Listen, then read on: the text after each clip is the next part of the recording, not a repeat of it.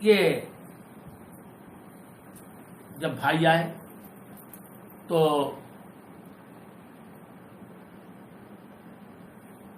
انہیں جس مقصد کے لیے وہ آئے تھے، اناج لے جانے کے لیے، غلہ لے جانے کے لیے، پروویژن لے جانے کے لیے، اناج دیا، حسب وعدہ دیا،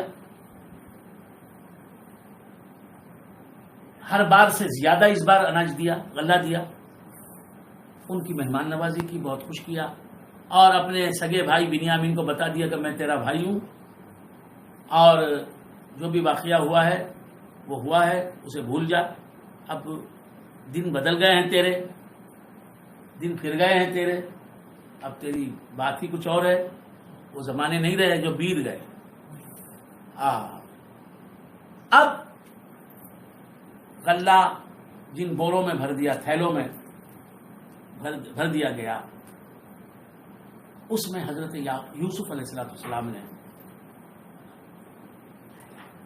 جو غلوں پر مامور تھا، اناج پر، اناج سپلائی کرنے کا جو حاکم تھا، اس سے کہا کہ میرا جو پیالہ ہے، قیمتی پیالہ، میرا جو قیمتی پیالہ ہے جس میں میں پانی پیتا ہوں، وہ پیالہ جو ہے بنیامین کی بوری میں رکھ دے، بنیامین کی تھیلی میں رکھ دے، اس کے پروویژن میں رکھ دے۔ اس نے کہا جی حضور، بنیامین کی تھیلی میں، ان کے سامان میں، ان کے وہ رکھ دیا، السقایا یا علی السقایا، پیالہ، حضرت یوسف علیہ السلام کا خاص پیالہ جس میں وہ پانی پیتے۔ بادشاہ، اب یوسف علیہ السلام بادشاہ ہیں، کہاں سے چلے ہیں؟ بادشاہ ہیں۔ یعقوب علیہ السلام کا یہ فرزند گرامی نبی بھی ہو چکا ہے، بادشاہ بھی ہو چکا ہے۔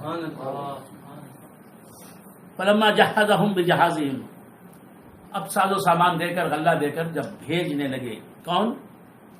یوسف علیہ السلام، کہا کہ جائیے، آپ اپنے والد کے پاس جا رہے ہیں، جائیے، ہم نے دیکھیے جو دینا ہے دے دیا، خوشی خوشی جائیے، یہ کہہ دیا۔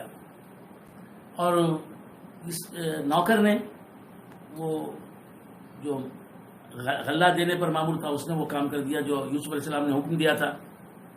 جعل السقایا فی رحل اخیہ ثم اذن مؤذن، پھر حضرت یوسف علیہ السلام نے اعلان کروا دیا، ایک اعلان کرنے والے نے اعلان کیا، تعظیم کے معنی اعلان کرنا ہے، اذن مؤذن، اعلان کرنے والے نے اعلان کیا، کیا اعلان کیا؟ ایتھا العیر انکم لسابقون، اے قافلے والو تم چور ہو، پیغمبر زادے ہیں، پیغمبر زادے ہیں، یہ جملہ برداشت نہیں ہو سکا، ہم اور چور، سبھی چلے۔ 10 بھائی بھی لوٹ رہے تھے، بنیامین بھی لوٹ رہے تھے۔ بنیامین کو روکنے کے لیے اپنے پاس یہ تدبیر کی حضرت یوسف علیہ السلام نے کہ اپنا پیالہ جو ہے بنیامین کے سامان میں رکھ دیا، ان کے تھیلوں میں، ان کی بوریوں میں رکھ دیا، اور اعلان کروا دیا، رکھوا دیا پیالہ، اور اعلان کروا دیا کہ اے قافلے والو، تم چوری کر کے تم چوری کر کے جا رہے ہو، تم چور ہو، چوری کی ہے تم نے۔ ایتھا العیر انکم لسارقون، قالوا، رک گئے، جاتے ہوئے رک گئے، قالوا واقبلوا علیہم، اور جو بادشاہ کی طرف سے غلہ دینے کے منتظمین تھے، انتظام کرنے والے تھے، ان کی طرف متوجہ ہوئے۔ کون؟ یہ 11 بھائی۔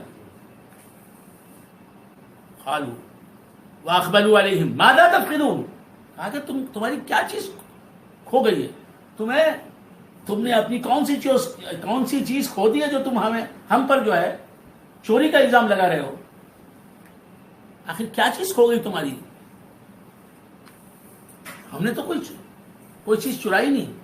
ماذا تفقدون، قالوا نفقد صواع الملک،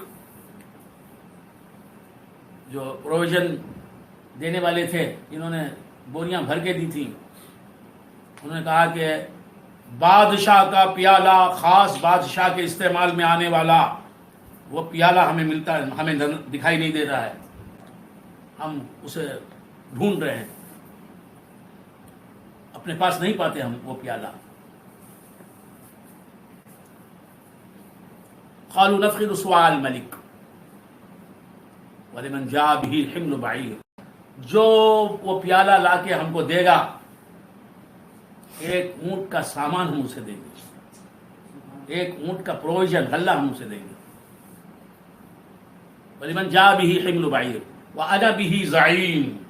اور جو پروویژن تقسیم کرنے والا بڑا جو نوکر تھا، جو مامور تھا، حضرت یوسف علیہ السلام نے اسے مامور کیا تھا آنے والوں کو غلہ دے کے بھیجنا، اس کا کام تھا. اس نے کہا میں ذمہ دار ہوں، جو وہ پیالہ لا کے دے گا اسے ایک اونٹ کا غلہ ایکسٹرا ملے گا، میں دوں گا.